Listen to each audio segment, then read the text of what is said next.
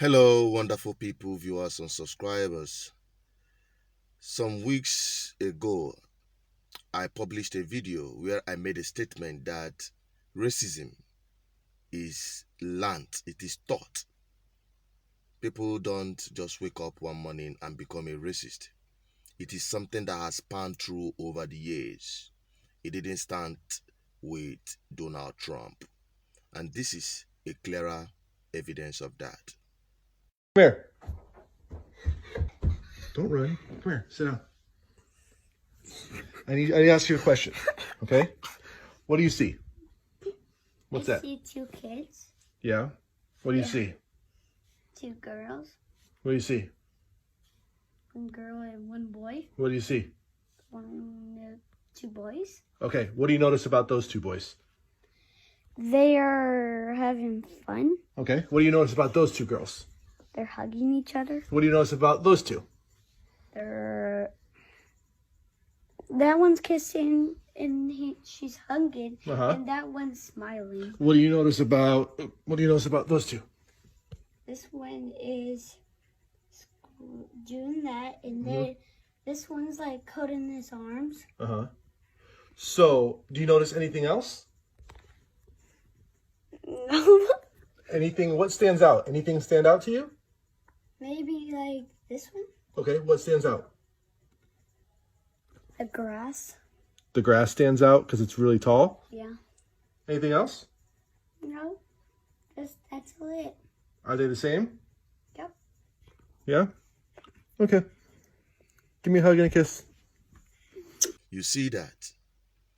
Now, the importance of history in our lives is for us to take a look at the past, learn from the lessons of the past, form a better opinion, and move forward to the future. And sometimes I wonder why some countries like Nigeria, and I learned America also, have removed history from their curriculum. They don't teach history. The reason is because the system wants to hide the atrocities of the past. But truly, it doesn't go well. It doesn't really make sense. Because if only the people can understand what happened in the past, they will be able to form a better opinion to move forward. But trying to hide it, don't forget that this world will always revolve. History will continue to repeat itself if you don't learn from it. And that's why I want you to take a look at this video on the history of racial discrimination and lynching in America. I'll be right back. After slavery was prohibited in 1865, formerly enslaved people in America were granted full citizenship, the right to vote, and under the 14th Amendment, protection from racial violence. Formerly enslaved people were promised land and opportunity, but most got nothing because America quickly devolved into an era of racial terrorism and oppression for black citizens. White people in the South were angry that people formerly considered property were now equal citizens. Many turned to violence. In the years immediately following the Civil War, thousands of black people were murdered when they tried to claim their rights. Soon afterwards, federal troops were withdrawn from the South, ending a brief period of racial progress known as Reconstruction. Nationwide resistance to racial equality resulted in the reestablishment of racial subordination through biased laws, disenfranchisement, and terrorism, most dramatically enforced through lynchings. Racial terror lynchings of black people defined a shameful era in America. These lynchings differed from the hanging of white people in places where there was no functioning criminal justice system. Racial terror lynchings were directed at all black people. They enforced compliance with racial hierarchy and white supremacy, and ensured racial segregation and denial of equal rights. In 1916, in Cedar Bluff, Mississippi, a young black man named Jeff Brown accidentally bumped into a white woman while running to catch a train. A white mob stopped him and lynched him. beating him and then hanging him from a tree for his insolence and carelessness. His public murder was not about criminal punishment, but was instead about maintaining racial hierarchy and terrorizing the black community. White town residents proudly sold photographs of Mr. Brown's brutalized body hanging from the tree for 5 cents each. The Equal Justice Initiative has documented thousands of racial terror lynchings between 1877 and 1950. EJI has confirmed the lynchings of over 4,000 black people who were tortured, maimed, beaten, shot, hung, and burned alive by crowds of white people, often with the cooperation of law enforcement or government officials. The terror of lynching was so widespread that millions of black people fled the South and settled in the urban North and West as refugees of American terror, shaping the current demographic geography of the United States. On July 5, 1933, an older black woman named Elizabeth Lawrence reprimanded a group of white children who threw rocks at her as she walked home from work. Word spread that a black woman had dared to rebuke white children, and that night an angry mob of white citizens lynched Ms. Lawrence for her audacity. Her home was then burned to the ground. Her son, Alexander, fled to Boston. Racial terror lynchings often had the atmosphere of carnivals, with food vendors and souvenir stands. Hundreds or thousands of white people would often gather to watch and take part in the torture and murder of black citizens. There has been no effort in America to confront this legacy of racial terror. While hundreds of Confederate monuments litter the landscape in southern states, there has been no public recognition of the violence endured by black people.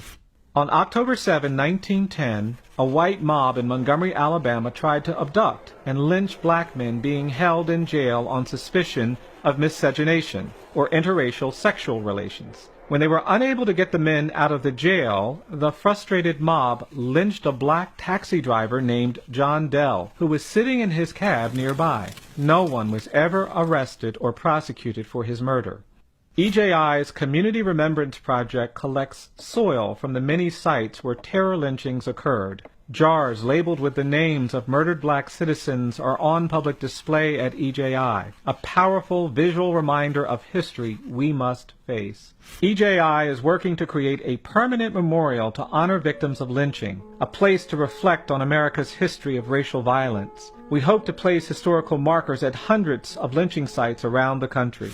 Contemporary issues like police violence, excessive punishment in the criminal justice system, and even harsh and punitive treatment of children of color in schools and on streets cannot be understood without a deeper examination into our history of racial violence.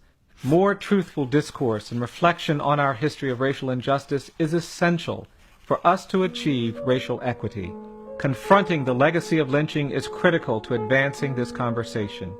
We hope you will join our effort to help towns, cities, and states confront and recover from these tragic histories of racial violence through truth and reconciliation, where there can truly be equal justice for all. Now, everyone is shouting Black Lives Matters. Yes, I agree with that 100%. But ask yourself, does it really matter in Africa? I mean the black life. How does an average black man value a fellow black man? Because since my advocacy for Pan-Africanism, advocacy for black nations to build black nation, for Africans to rebuild Africa from the ashes of slavery and colonization.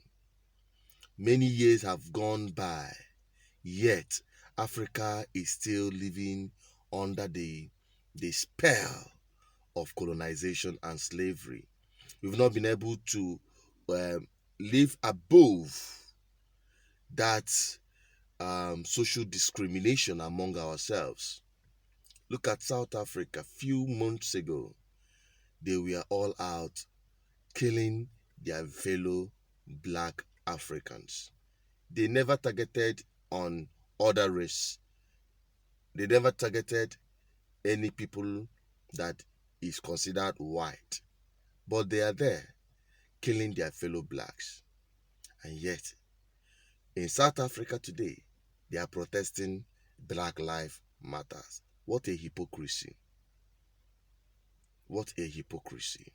Not just that, in Nigeria, let me bring it back home because I cannot say anything without bringing it back home, narrowing it down to how it affects me as a person, my people across the globe.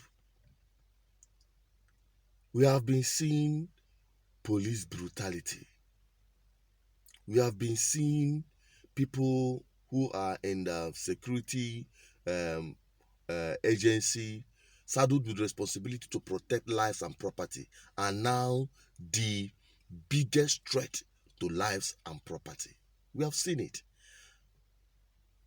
It has become a daily recurrence. We have lived with it as it is a normal thing. Yet we shout Black Lives Matter. Yet some of them will stick their neck out and say, hey, these people, they are racist. But what about the evil you are doing against your own people? What will you call that? Now, the biggest atrocity against the black people is their government. I should repeat it, Abby. Listen. The biggest atrocity that have happened to Africans in Africa is their government. Their government have become a leech, a parasite, a nightmare on the people. They don't blink to sell their nations out. Why would Black Lives Matter in Europe? When your political class plunder your wealth, connive with your oppressors, your neo-colonizers to plunder your wealth, sniff the breath out of you, make life unbearable and miserable, that the best of you is sniffed out from Africa to serve in foreign countries. Because I don't see the reason why we will continue to strive to get American dream. As I speak, many people have vowed that they rather die in somebody's land, a foreign land, than to live the kind of life they have in Africa, and Nigeria in particular.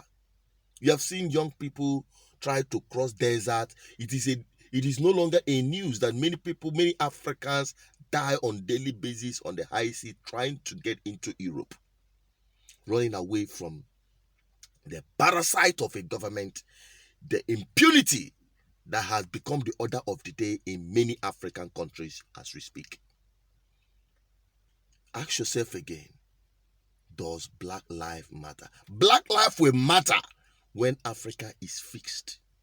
Black life will begin to matter when Africans stand up and say enough is enough. We rather fix this place or nothing happens. Because when we complain, when we moan, when we cry in another person's land, look behind you. Where are you coming from? How is it? Those of you in diaspora, some of you are so comfortable. I appreciate those who have expressed concern. Those in diaspora say they want to get home, but their biggest problem is, where are they going?